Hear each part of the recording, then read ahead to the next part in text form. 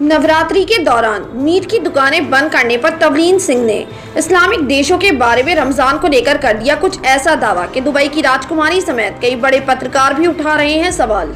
इस वक्त देश में नवरात्रि का और रमजान का त्यौहार मनाया जा रहा है, लेकिन इन सबके बीच देश के कुछ इलाकों में मीट बैन को लेकर सियासी बवाल मचा हुआ है। नवरात्रि की शुरुआत के साथ ही उत्तर प्रदेश, उत्तराखंड और दिल्ली के कुछ हिस्सों में 9 दिनों के लिए मीट बैन किए जाने की खबरें सामने आई हैं। वहीं साउथ दिल्ली के मेयर मुकेश सुरैयान ने नवरात्रि के मौके पर मीट बेचने वाली दुकानों को 11 अप्रैल तक बंद रखने का आदेश दिया है। उन्होंने कमिश्नर को लिखे पत्र में कहा कि आम जनता की भावनाओं और भक्ति को ध्यान में रखते हुए संबंधित अधिकारियों को 9 दिन की अवधि के दौरान मास्क की दुकानों को बंद करने के लिए आवश्यक कार्यवाही करने के लिए ऑर्डर दिए जा सकते हैं। मीट बैन को लेकर इस खबर के सामने आने के साथ ही सोशल मीडिया पर लोगों के बीच भी बहस देखी गई है। कुछ लोग इसके समर्थन में उतर आए हैं तो वहीं कुछ लोग इसका जमकर विरोध कर रहे हैं। अब इस सारे मामले पर तवलीन सिंह ने एक बड़ा दावा किया है।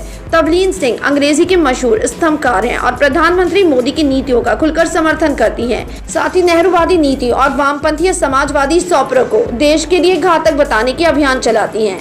उन्होंने रमजान के महीने में इस्लामिक देशों को लेकर दावा करते हुए कहा कि इस्लामिक देशों में रमजान के दौरान पानी पीने के लिए लोगों की हत्या कर दी जाती है। क्या हम चाहते हैं कि भारत नवरात्रि के दौरान शाकाहार के इस तरीके को आगे बढ़ाए? तवलीन सिंह के इस दावे पर कई बड़े पत्रकारों ने सवाल उठाए हैं तो वहीं दुबई की राजकुमारी ने भी अपना रिएक्शन दिया है। इस पर डॉक्टर शमा मोहम्मद ने ट्वीट करते हुए लिखा, मुझे कुवैत नामक मुस्लिम देश में लाया गया था। रमजान के महीने में जब मैं रोजा रखती थी तो मेरे स्कूल में कई लोग खुलेआम पानी पीते थे, स्कूल कैंटीन में खाना खरीदते थे और खुलकर खाते थे। इस तरह की बकवास बंद कर देनी चाहिए। तो मैं इस पर ऑल्ट न्यूज के एडिटर और को फाउंडर मोहम्मद जुबैर ने तवलीन सिंह को जवाब देते हुए कहा, ये हो चुका है। और इसी के साथ उन्होंने भारत में पानी पीने के लिए दलित वर्ग के लोगों के साथ हुए मारपीट और अत्याचारों की कई खबरें शेयर की हैं। तो वहीं इस पर सियासत डेली के पत्रकार हादिब निसार ने तंज कसते हुए कहा कि आपके पास इस्लामिक देशों का उल्लेख करके इस समानता को बनाए बिना अपने देश में कट्टरता को बुलावा देने की वोकैबुलरी नहीं है।